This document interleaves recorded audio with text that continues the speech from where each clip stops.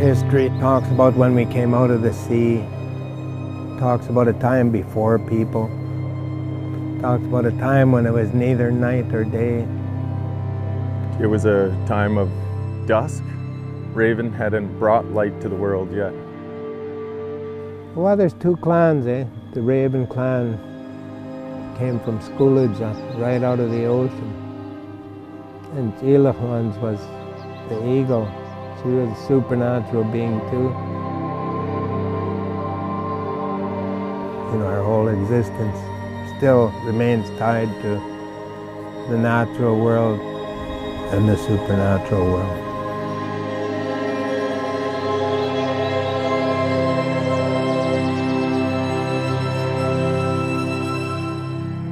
Well, we know our people have been here, at least, 14,000 years. We populated this entire island at one time, and there were so many of us that we actually migrated up to Alaska and established encampments up there. So what happened after contact? So we had a lot of people migrating to Old Macedon and Skidegate between 1850 to 1900. Basically, everybody was dying of smallpox. When the epidemics came through, the population went down from those high numbers, 10, 15 to 20, 30, some argue up to 60,000, but it went down to 550, maybe 600 people. All of our sites ended up getting abandoned, so it was survival. It was all about survival. But at the same time, they were never able to kill us all off. We're still here. There was 600 people that were left from that time period, and we're always grateful to those 600 people for always, maintaining the strength of who we are.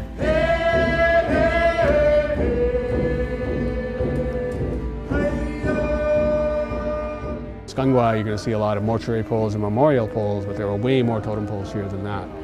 And so a lot of these poles, like I'm talking about, all got taken away after contact. We had people coming in, missionaries, collectors, looters, people that wanted to take from our islands, take from these old village sites that were abandoned. So a lot of our material culture left the islands, and now it's all out, spread around the world in all these different museums. So there's quite a lot of our history that's stored outside of Haida, now, and what we're trying to do is kind of bring it all back as much as we possibly can. It wasn't also just the material goods that were taken from around these islands, different sites. It was also human remains, which is just unbelievable.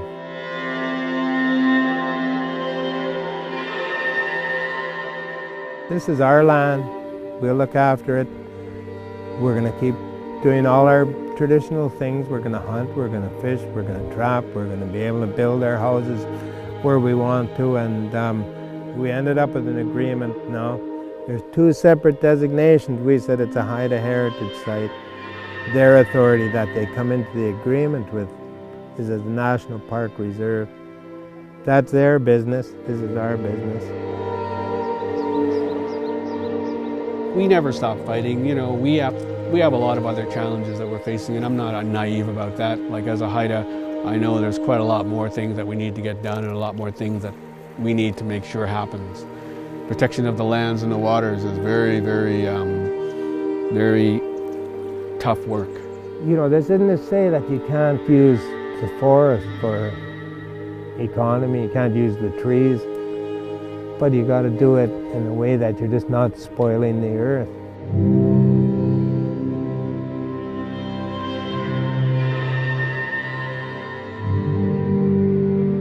And I'm not even trying to say that the First Nations are all angels, there's corruption, there's all these things, I wouldn't pretend that isn't so, but there's an indigenous principle of humanity should be able to live with the earth.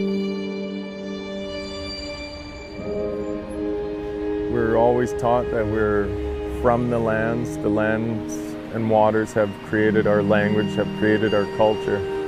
We're all from this place. It's in our makeup. And And the common thread through all of humanity, whatever race, whatever color, creed, religion, is the earth. You know, could we have an agreement where everybody says, okay, we got to look after this planet. What are we going to do about it?